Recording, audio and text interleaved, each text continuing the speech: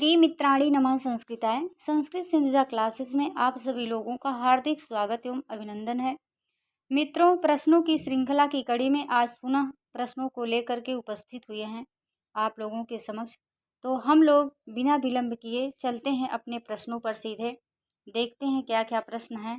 आज का पहला प्रश्न है, पौलस्तस्य जटायुषा विघटितः। श्लोक में पौलस्तस्य से तात्पर्य है, ए है सुग्रीव से, बी है रावण से, सी है लक्ष्मण से और डी है हनुमान से। तो यहाँ पर पौलस्तस्य से तात्पर्य किससे है? रावण से है। विकल्प बी सही हो जाएगा। अगला प्रश्न है, पुटपाक का अभिप्राय है, ए है एक प्रकार का व्यंजन, बी है एक प्रकार का आभूषण, सी है एक प्रकार की औषधि, डी है औषधि पकाने का एक विशिष्ट ढंग। तो यही डी आपका उत्तर सही होगा। औषधि पकाने का एक विशिष्ट ढंग है। अगला प्रश्न है, प्रसवा खलु प्रकर्ष पर्यंतः स्नेहस्य। यहाँ प्रसवा शब्द का अर्थ है, ए है संतान, बी है गर्भावस्था, सी है प्रसव वेदना, डी है संतानोत्पत्ति। तो प्रसवा शब्द का अर्थ है संतान। विकल्प ए सही हो जाएगा। अगला प्रश्न है, तुम जीवितम का अर्थ है, ए है तुम जीवित हो, बी है तुम जीवन हो, सी है तुम जियो और डी है तुम्हारे जीते जी। तो क्या सही होगा? विकल्प बी सही होगा, तुम जीवन हो। अगला प्रश्न है, निरंध्र बाल कदली वन मध्यवर्तीम में निरंध्र पद का अर्थ है, ए है नीर धारण करने वाला, बी है नीरस, सी है सघन, डी है निःशब्द। तो निरंध्र पद का अर्थ होता है सघन। आपका विकल्प सी सही हो जाएगा। अगला प्रश्न है, वधू द्वितीय का अर्थ है, ए है दो स्त्रियां, बी है दो दूसरे की स्त्री, सी है दूसरी स्त्री, डी है प्रिया के साथ। तो वधू द्वितीय का अर्थ होता है प्रिया के साथ। विकल्प डी सही हो जाएगा। प्रश्न संख्या 120 है, कल्याणी संजीवे जगतपतिम। इस पद्यांश में जगतपतिम की व्यंजना है, ए है राम के लिए, बी है शिव के लिए, सी है राजा के लिए, डी है सीता के लिए। तो जगतपति किसे कहा गया? यहाँ पर राम को कहा गया है। अगला प्रश्न है, रात्रि रेव व्यरंसीत कस्मिन् नाटके इदम दृश्यते। ए है अनर्घ राघव, बी है बेड़ी संहारे, सी है उत्तर रामचरिते और डी है मुद्रा राक्षसे। तो क्या सही होगा? उत्तर रामचरिते। विकल्प सी सही हो जाएगा। अगला प्रश्न है, सताम सद्भिः संगः कथमपि हि पूर्णेन भवति। इदम कथनम उत्तर रामचरिते नाटके अस्ति। ए है लक्ष्मणस्य, बी है रामस्य, सी है सीतायाः, डी है वन देवतायाः। तो किसका कथन है? ए वन देवता का कथन है, वन देवतायाः। यानी कि सज्जनों का सज्जनों से संग या साथ बहुत पूर्ण से होता है। सज्जनों का सज्जनों से मिलन बहुत पूर्ण से होता है। अगला प्रश्न है, उत्तर रामचरितम में तमसा और मुरला हैं। ए है वन देवता, बी है सीता की सखियां, सी है नदी विशेषाधिष्ठात्री देवियां और डी है इनमें से कोई नहीं। तो उत्तर रामचरितम में तमसा और मुरला हैं, ये नदी विशेषाधिष्ठात्री देवियां हैं। विकल्प सी सही हो जाएगा। रुक चलते हैं अगले प्रश्न पर। प्रश्न संख्या 124, सा चा कुलपति राधश्छंदसाम। यह प्रयोक्ता में कुलपति पद से किसका निर्देश किया गया है? ए है भवभूति का, बी है वशिष्ठ का, सी है अगस्त का और डी है वाल्मीकि का। तो कुलपति से किसे निर्देश किया गया है? वाल्मीकि को। विकल्प डी सही हो जाएगा। अगला प्रश्न है, उत्तर रामचरितम में कुल श्लोक संख्या मानी जाती है। ए है 244, बी है 266, डी है 256, सी है 256 और डी है 234। तो उत्तर रामचरितम में श्लोक संख्या कितनी मानी जाती है? 256। विकल्प सी सही हो जाएगा। अगला है, अनुष्टुप के बाद भवभूत का प्रिय छंद है। ए है शिखरणी, बी है मंदाक्रांता, सी है शार्दूल विक्रीडितम और डी है मालिनी। तो अनुष्टुप के बाद भवभूत का प्रिय छंद कौन सा था? शिखरणी था। विकल्प ए सही हो जाएगा।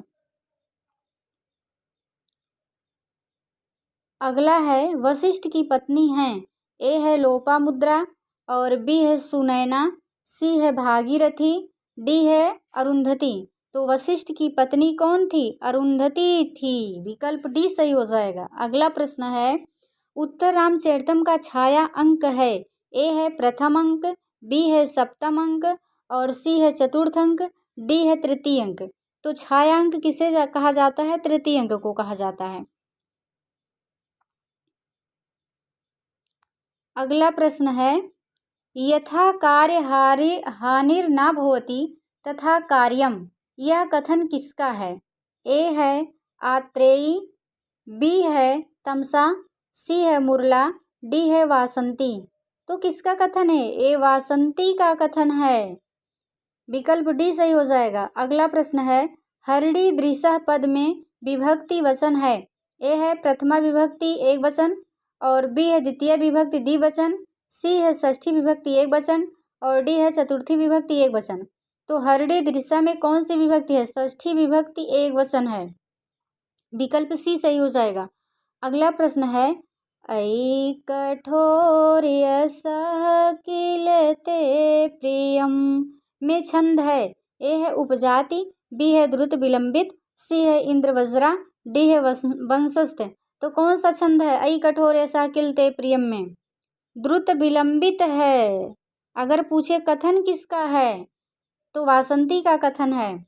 अगला प्रश्न है पंचवटी के कदम वृक्ष को किसने पोषित किया था? ए है वासंती ने, बी है सीता ने, सी है राम ने, डी है तमसा ने। तो पंचवटी के कदम वृक्ष को किसने पोषित किया था? सीता जी ने किया था। विकल्प बी सही हो जाएगा। अगला प्रश्न है अपनी प्रिया को मनाने के लिए नलिनी पत्र रूपी छाते को किसने लगाया था?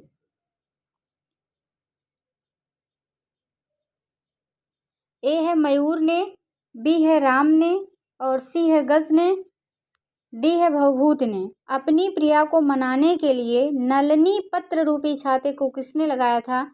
तो गज ने लगाया था। विकल्प सी सही हो जाएगा।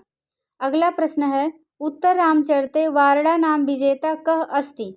ए है राम, बी है गजह और सी है जटायु, डी है रावणा।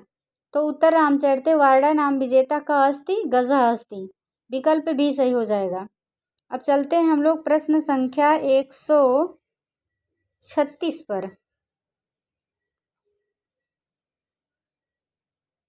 भवभूत के पिता का नाम है।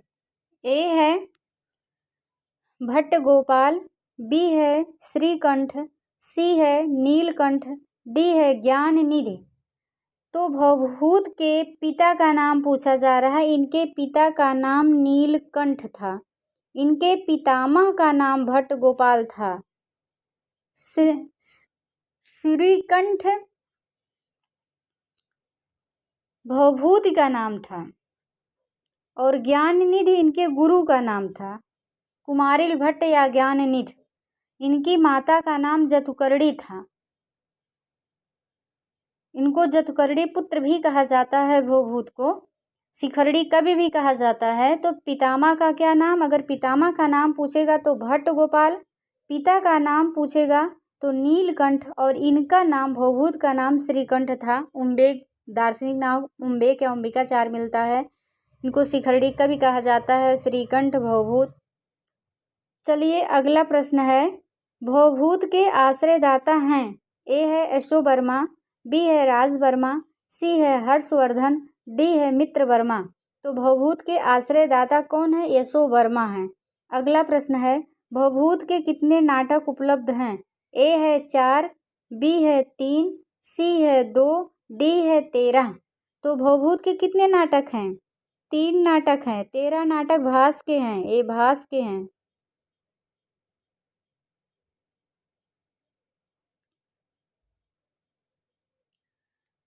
कौन कौन से हैं? नंबर 1 मालती माधुम 10 अंकों का प्रकरण है।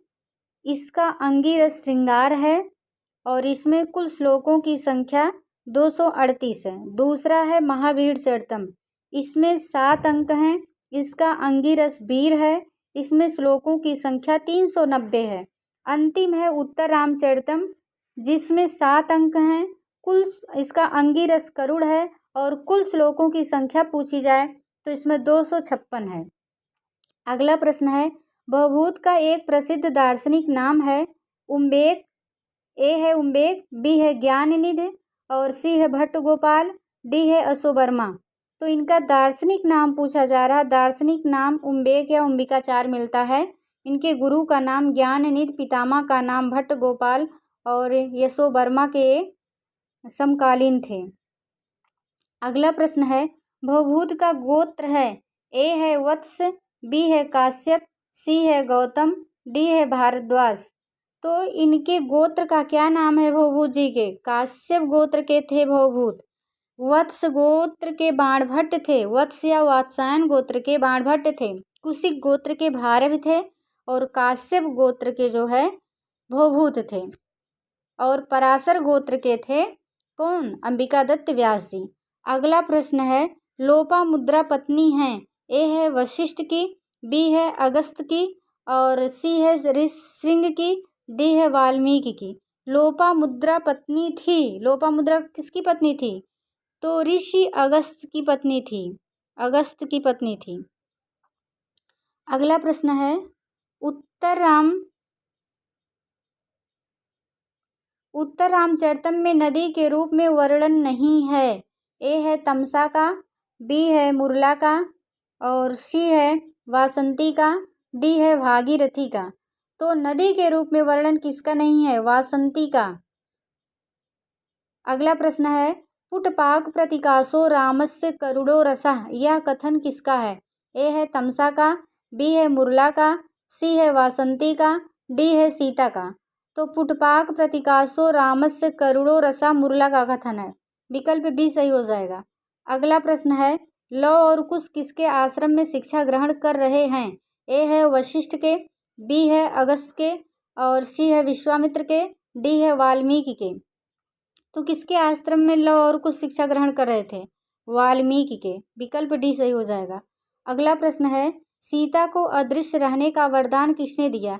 ए है भागीरथी ने, बी है तमसा ने, सी है लोपामुद्रा ने, डी है इनमें से सभी ने। तो किसने दिया था?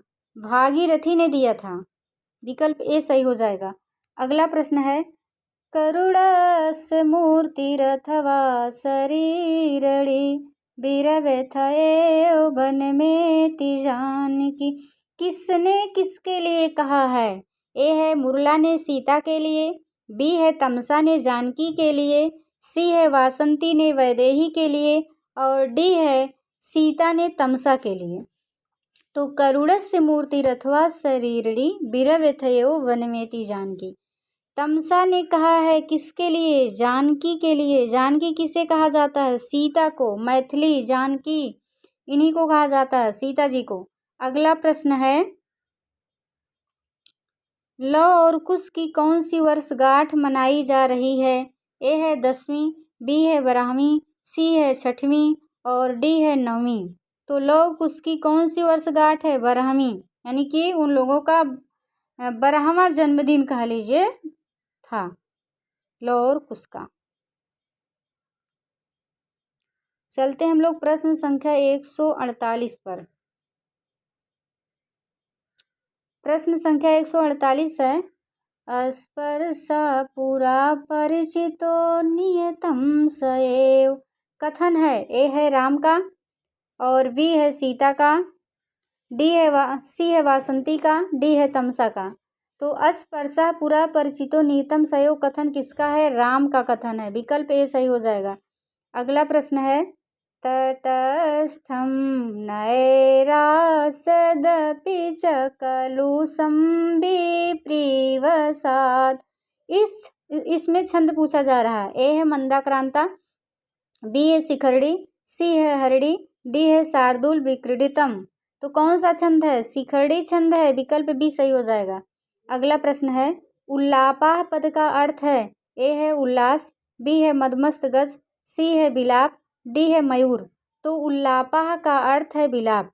अगला प्रश्न है, पंचवटी में राम के साथ साक्षात वार्तालाप कर रही हैं। राम से साक्षात वार्तालाप कर रही हैं कौन? पंचवटी में राम के साथ साक्षात वार्तालाप करती हैं। ए है तमसा, बी है वन देवी वासंती, सी है प्रिया सीता, डी है मुरला। तो कौन राम से साक्षात वार्तालाप कर रहा था? वन देवी वासंती, विकल्प बी सही हो जाएगा। अगला प्रश्न है, लोपामुद्रा गोदावरी से अपना संदेश कहने को किसे भेजती हैं? ए है मुरला को, बी है तमसा को, और सी है भागीरथी को, डी है वासंती को। तो लोपामुद्रा गोदावरी से अपना संदेश कहने के लिए किसको भेजती हैं? मुरला को भेजती हैं, विकल्प ए सही हो जाएगा। अगला प्रश्न है, सीता के कर्णमूल से लौली लता के पत्ते को कौन खींचता था? ए है करिशावक, बी है मयूर, सी है मृग, डी है इनमें से कोई नहीं। तो सीता के कर्णमूल से लौली लता के पत्ते को करिशावक यानी कि हाथी का बच्चा खींचता था। अगला प्रश्न है, व्याकृष्टः में प्रकृत प्रत्यय है? ए है बी धन कृष धन अक्ता, और बी है बी धन आंग धन कृष धन अक्ता, और सी है बी धन आंग धन क्री धन अक्ता, डी है बी धन या धन क्री धन अक्ता। तो व्याकृष्टा का प्रकृत प्रत्यय होगा बी उपसर्ग पूर्वक, आंग उपसर्ग पूर्वक, कृष धातु, अक्ता प्रत्यय, विकल्प बी सही हो जाएगा। अगला प्रश्न है, आतपत्र पद का अर्थ है? ए है नलनी का पत्र, बी है छाता, और सी है केले का पत्ता, डी है आधा पत्ता। तो आतपत्र का क्या अर्थ होता है? छाता, विकल्प बी सही हो जाएगा। अगला प्रश्न है, अनराल का शब्दार्थ है? ए है सीधा, बी है टेढ़ा, सी है कमल, डी है नलनी पत्र। तो अनराल पद का अर्थ है सीधा, अनराल का मतलब होता है सीधा। प्रश्न संख्या 57 पर चलते हैं।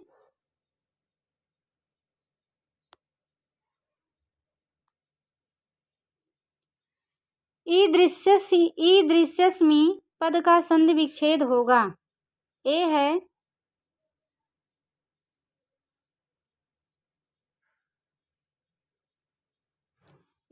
ईदृशस धन अस्मि, बी है ईदृशी धन अस्मि, और सी है ईदृशस धन अस्मि, डी है ईदृशस धन यस्मि। तो क्या सही होगा? विकल्प बी सही हो जाएगा, ईदृशी धन अस्मि। यहाँ पर यण संधि हुई है, ई का या हो गया है, सा आधा हो गया है, फिर या में आ जुड़ गया है, हो गया है ईदृश्यस्मि, विकल्प बी सही हो जाएगा। संधि कौन सी है? यण संधि है। अगला प्रश्न है, तावपि पद का संधि विच्छेद होगा? ए है तो धन अपि, बी है ताव धन अपि, सी है तव धन अपि, डी है ताव धन अपि। तो तावप का संधि विच्छेद होगा तव धन अपि, अयादि संधि है, यहाँ अव का आव हुआ है। अयादि संधि में अव का क्या होता है? आव होता है।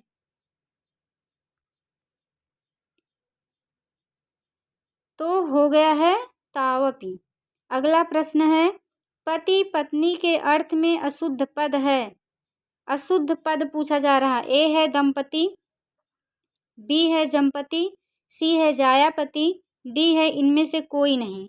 तो पति पत्नी के अर्थ में अशुद्ध पद पूछा जा रहा है, तो इसमें अशुद्ध कोई नहीं है। दंपति माने भी पति पत्नी होता है, जमपति माने भी पति पत्नी होता है, और जायापति माने भी होता है। तो तीनों पद सही है, तो इसलिए हो जाएगा इनमें से कोई नहीं। जब पूछा जा रहा है कि पति पत्नी के अर्थ में अशुद्ध पद है, तो अशुद्ध कोई नहीं है, इनमें से कोई नहीं तो कोई नहीं, विकल्प डी सही हो जाएगा। यही आपका उत्तर है। तो आज के लिए बस इतना ही, और हम लोग 159 प्रश्न कर चुके हैं आज। 393 प्रश्न है उत्तर रामचरितम में, तो कहाँ से पूछेगा? हम लोग इतना कर लेंगे, कहाँ से पूछेगा? अगर 393 प्रश्न हल करते हैं, अगर उसमें से 2 भी प्रश्न पूछा जाए, तब भी हम लोगों का ये अभ्यास जो है करना सार्थक हो जाएगा। और जो लोग पहली बार चैनल को विजिट कर रहे हैं, कृपया वो चैनल को सब्सक्राइब कर लें, जिससे कोई भी वीडियो डालें तो उनको सूचना मिल सके। और आप लोग वीडियो आगे भी शेयर करिए, जिससे किसी ज़रूरतमंद का हेल्प हो सके। और सभी लोगों का बहुत बहुत शुक्रिया। आज के लिए बस इतना ही, मिलते हैं किसी दूसरे वीडियो में। नमः संस्कृताय, जय हिंद, जय भारत, वंदे मातरम।